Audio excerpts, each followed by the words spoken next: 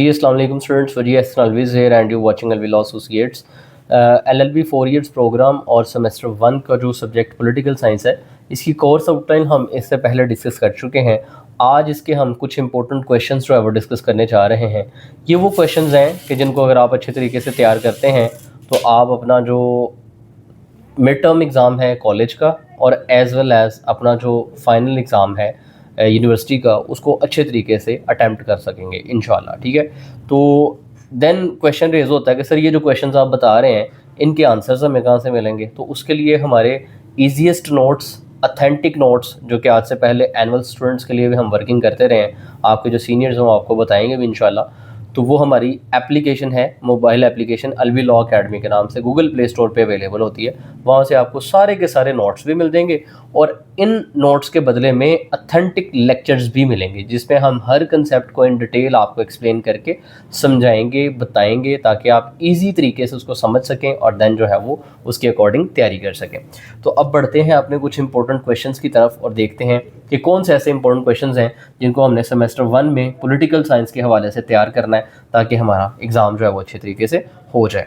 तो सबसे पहला जो इसमें हमारे पास क्वेश्चन है वो है जी, write note on the concept of history, nature and scope of political science. यानी हम देखेंगे कि जो आपका सब्जेक्ट है पॉलिटिकल साइंस, इसकी हिस्ट्री क्या है, यानी कहाँ से इसकी हिस्ट्री जो है वो ट्रेस बैक करते हैं आप।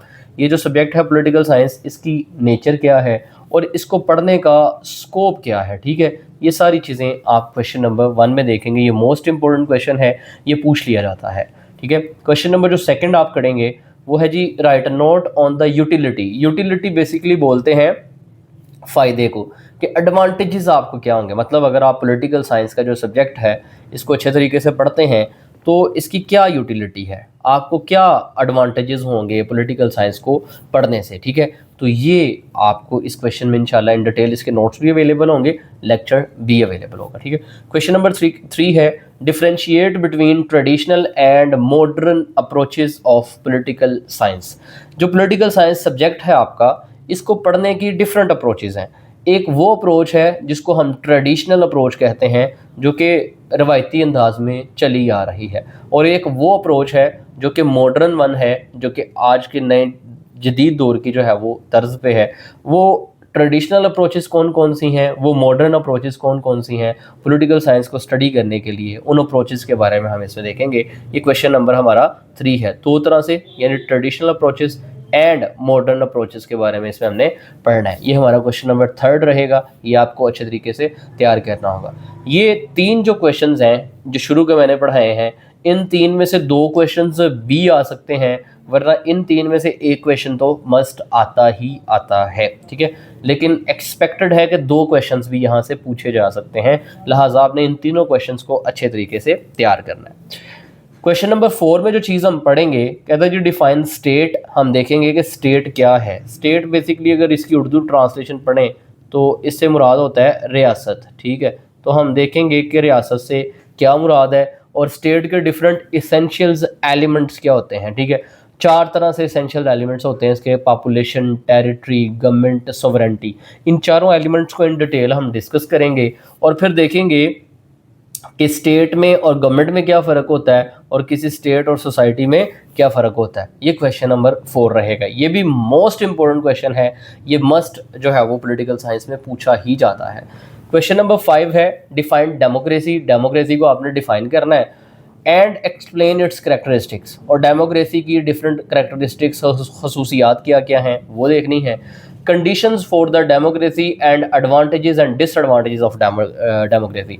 तो डेमोक्रेसी की डिफरेंट कंडीशंस कौन कौन सी हैं और डेमोक्रेसी के फ़ायदे और नुकसानात क्या क्या हैं, ये हम क्वेश्चन नंबर 5 में देखेंगे। It is of much importance. Question number 6 है, right a note on the concept of dictatorship. Dictatorship जो है वो डेमोक्रेसी से उल्ट है। ठीक है, तो डिक्टेटरशिप से क्या मुराद है, डिक्टेटरशिप के फीचर्स क्या हैं, डिक्टेटरशिप के एडवांटेजेस क्या हैं, डिसएडवांटेजेस क्या हैं, ये सारा हम देखेंगे क्वेश्चन नंबर 6 में। अच्छा जी, then we have question number 7। ये अभी जो लिखा हुआ है प्रेसिडेंशियल एंड पार्लियामेंट्री फॉर्म, ये स्किप करें ज़रा, ये नीचे आएगा। अभी क्वेश्चन नंबर 7 है, right a note on unitary form of government, it's merits and demerits. Question number 7 में हम देखेंगे कि यूनिटरी फॉर्म ऑफ गवर्नमेंट से क्या मुराद है, और एक जो यूनिटरी फॉर्म ऑफ गवर्नमेंट होता है उसके फ़ायदे क्या हैं, नुकसानात क्या हैं, मेरिट्स क्या हैं, डीमेरिट्स क्या हैं। क्वेश्चन नंबर 7 ए है right a note on federal form of government. ये जो फेडरल फॉर्म ऑफ गवर्नमेंट है ये अब यूनिटरी फॉर्म ऑफ गवर्नमेंट का उल्टा होता है, ठीक है। तो फेडरल फॉर्म ऑफ गवर्नमेंट क्या है, फेडरल फॉर्म ऑफ गवर्नमेंट के मेरिट्स क्या हैं, डीमेरिट्स क्या हैं, फीचर्स क्या हैं, कंडीशंस क्या हैं फॉर फेडरेशन, ये सारी चीज़ें हम क्वेश्चन नंबर 7A का नाम हमने इसको दिया है, इसमें डिस्कस करेंगे। क्वेश्चन नंबर 8 है जी write a note on the concept of parliamentary form of government, its features, merits and demerits of a parliamentary sovereignty. अच्छा, पार्लियामेंट्री सिस्टम एक ऐसा सिस्टम होता है जिसमें पावर्स ज़्यादातर किसके पास होती हैं, प्राइम मिनिस्टर के पास होती हैं। एक ऐसा निज़ाम हुकूमत जिसमें ज़्यादातर पावर्स प्राइम मिनिस्टर के पास होती हैं, वज़ीर आज़म के पास होती हैं, उसको आप पार्लियामेंट्री फॉर्म ऑफ गवर्नमेंट बोलते हैं। और पार्लियामेंट्री फॉर्म ऑफ गवर्नमेंट जो है वो पाकिस्तान के अंदर, यूके के अंदर राइज है। तो इसका क्या कंसेप्ट है, इसके फीचर्स क्या हैं, मेरिट्स डीमेरिट्स क्या हैं, ये क्वेश्चन नंबर 8 में देखेंगे। क्वेश्चन नंबर 8A है is about presidential form of government like USA। ये एक ऐसा निज़ाम है जहां प्रेसिडेंट के पास ज़्यादा पावर्स होती हैं, जैसे कि USA के अंदर है। तो इसमें कंपैरिजन भी पूछ लिया जाता है कि पार्लियामेंट्री और प्रेसिडेंशियल फॉर्म ऑफ गवर्नमेंट में कंपैरिजन करें, ठीक है। तो ये क्वेश्चन नंबर 8 और 8A दोनों ही इंपॉर्टेंट हैं, दोनों भी पूछे जा सकते हैं मिला के, या दोनों में से कोई एक मस्ट पूछा जाता है। देन क्वेश्चन नंबर 9, 10 एंड 11 जो 3 क्वेश्चन हैं ये भी बेहद इंपॉर्टेंट है। आपकी जो हुकूमत होती है उसके 3 मेन इदारे होते हैं। एक होता है लेजिस्लेशन, जिसका काम होता है कानून साजी करना। तो आप लेजिस्लेचर के बारे में पढ़ेंगे कि लेजिस्लेचर क्या है, उसके फंक्शंस क्या हैं, ठीक है। और unicameral and by cameral legislature से क्या मुराद है, इन डिटेल देखेंगे। सेकंड पे जो इंस्टीट्यूशन होता है, आपकी गवर्नमेंट का जो अदारा होता है, उसको बोलते हैं एग्जेक्टिव। लेजिस्लेशन जो कवानीन करती है, एग्जेक्टिव उनको जो है वो इम्प्लीमेंट करवाती है। तो एग्जेक्टिव का क्या काम है, एग्जेक्टिव के क्या फंक्शंस हैं, कंसेप्ट क्या है इसका, इन डिटेल क्वेश्चन नंबर 10 में हम एग्जेक्टिव को देखेंगे। एंड लास्ट पे भी हैव क्वेश्चन नंबर 11 जो कि गवर्नमेंट का अनदर इंपॉर्टेंट इंस्टीट्यूशन है, इदारा है, जिसको हम जुडिशरी के नाम से जानते हैं। और जुडिशरी का क्या काम है, जुडिशरी की क्या क्लासेस हैं, जुडिशरी का क्या रोल है इन द सोसाइटी, ये सारी चीज़ें हम क्वेश्चन नंबर 11 में पढ़ेंगे। ये सिर्फ और सिर्फ 11 क्वेश्चंस हैं जो कि आपने सेमेस्टर 1 में पॉलिटिकल साइंस के सब्जेक्ट के हवाले से तैयार करने हैं। इन 11 क्वेश्चंस पे इन डिटेल हमारे लेक्चर्स अवेलेबल होंगे, इन डिटेल हमारे नोट्स अवेलेबल होंगे। अगर आप उनको अच्छे तरीके से तैयार करते हैं तो इंशाल्लाह आपका mid term as well as university का फाइनल एग्जाम अच्छे तरीके से हो जाएगा। सो फार हमारे पास इतना ही था, मिलते हैं इंशाल्लाह अपने नेक्स्ट लेक्चर में, तब तक के लिए अल्लाह हाफिज़, थैंक यू।